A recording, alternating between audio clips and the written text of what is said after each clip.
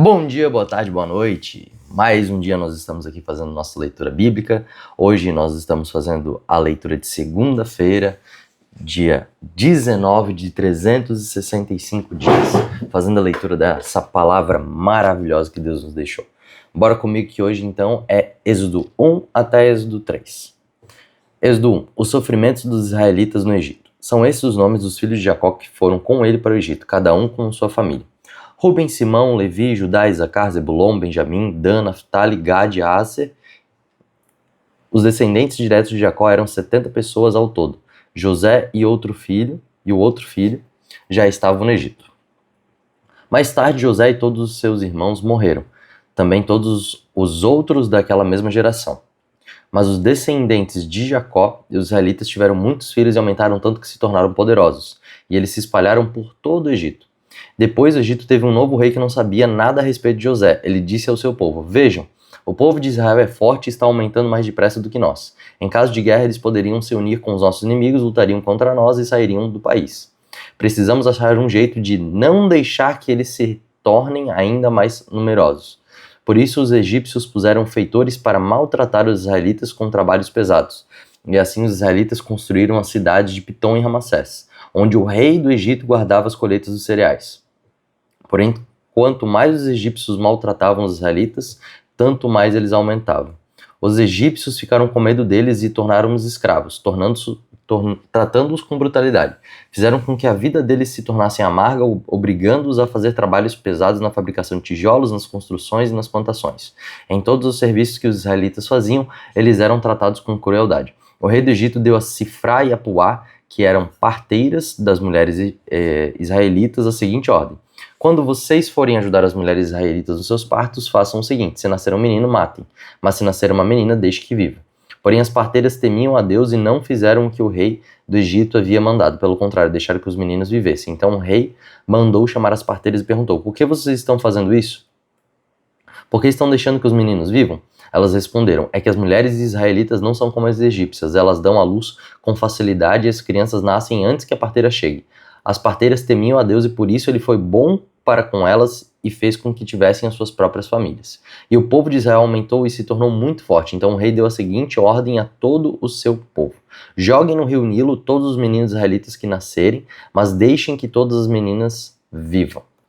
Olha só, fazendo um pequeno adendo, por que ele estava pedindo somente para os homens? É porque essa seria uma forma de mesclar o povo, de dominar o povo, porque daí, sem os homens, eles não trariam os ideais israelitas, eles não trariam a religião, eles não trariam nada daquilo que estava, o quê? Em posse das pessoas que detinham não somente esse conhecimento, mas a liderança do povo, e a liderança do povo era feita pelos homens.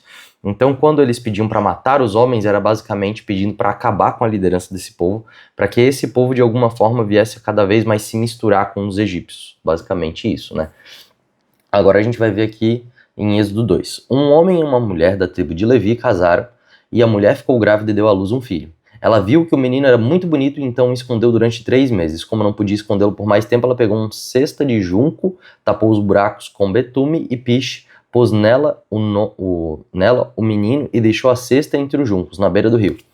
A irmã do menino ficou de longe para ver o que iria acontecer com ele.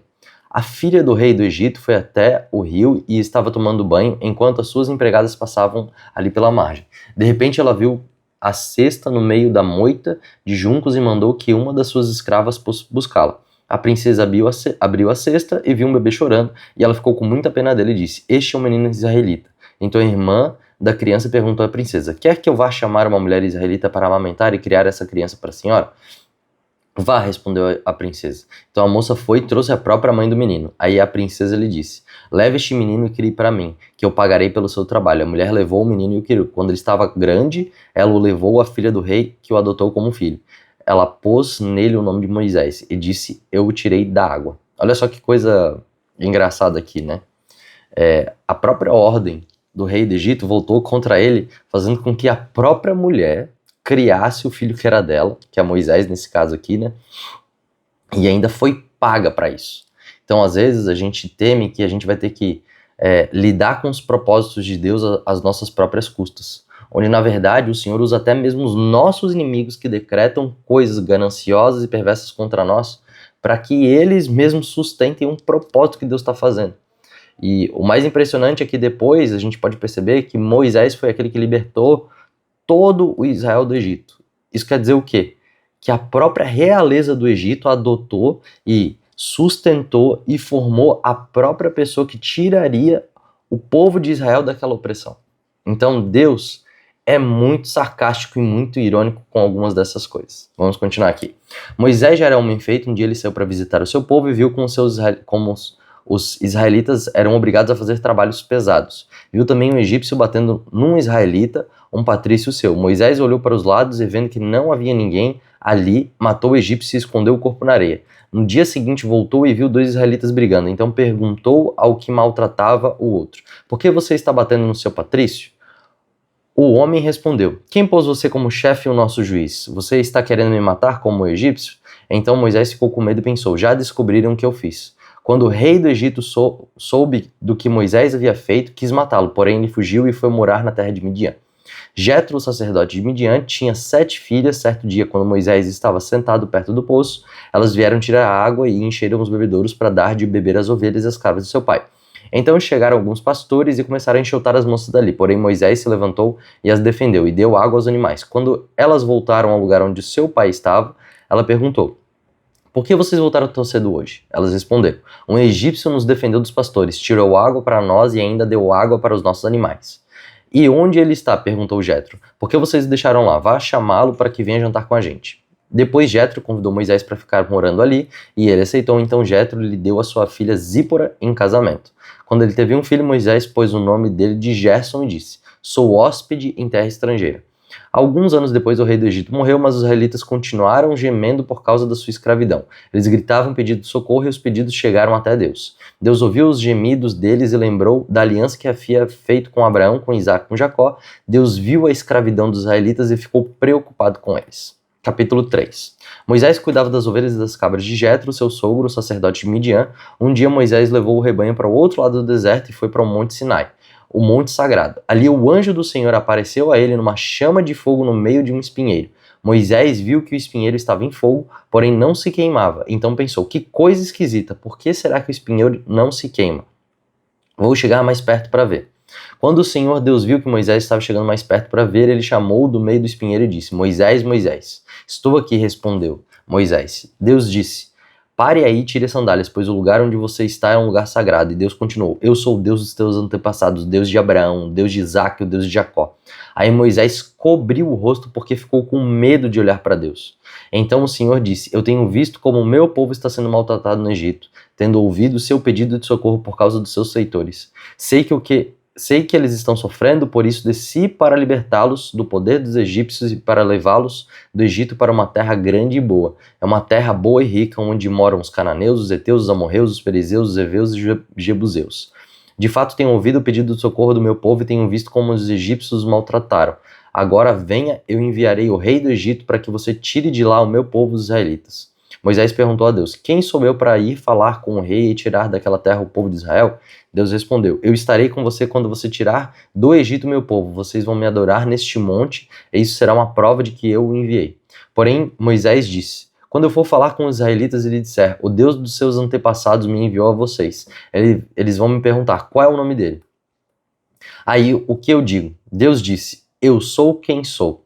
Ele disse mais: você dirá o seguinte: eu sou, me enviou a vocês. O Senhor, o Deus dos seus antepassados, o Deus de Abraão, de Isaac e de Jacó, me enviou a vocês. Este é o nome para sempre, assim ele será lembrado para vocês em todos os tempos. Depois Deus disse: vai e reúne os líderes do povo de Israel e diga que eu, o Senhor, o Deus de seus antepassados, o Deus de Abraão, o Deus de Isaac e o Deus de Jacó, apareci a você e ordenei que lhe dissesse isso. Tenho visto a sua situação e eu sei que os egípcios estão fazendo com vocês. Eu resolvi tirá-los do Egito, onde estão sendo maltratados. Eu vou levá-los para uma terra boa e rica, a terra do cananeu, dos heteus, dos amorreus, dos perizeus, dos heveus e dos jebuseus. O meu povo virá o que você vai dizer, depois você e os líderes do povo de Israel irão falar com o rei do Egito. Digam a eles: o Senhor, o Deus dos hebreus, apareceu a nós. Agora deixe-nos ir para o deserto, a uma distância de 3 dias de viagem, para oferecer sacrifícios ao Senhor nosso Deus. Eu sei que o rei do Egito do Egito não for obrigado, ele não deixará vocês irem embora. Por isso eu vou usar o meu poder e fazer coisas terríveis para castigar os egípcios, pois disse Depois disso, o rei deixará que vocês saiam do Egito. Eu farei com que os egípcios respeitem vocês, e quando vocês saírem, não irão de mãos vazias. Cada mulher israelita deverá pedir às mulheres egípcias que estiverem morando na casa dela ou que sejam suas vizinhas que lhe deem objetos de prata e de ouro e roupas com que vocês vestirão os seus filhos e suas filhas, e assim vocês tomarão as riquezas dos egípcios. Muito bem. Finalizamos a nossa leitura de hoje. Só fazer um adendo, que no final desse versículo 3 a gente pode ver que Moisés perguntou para Deus, qual é o seu nome?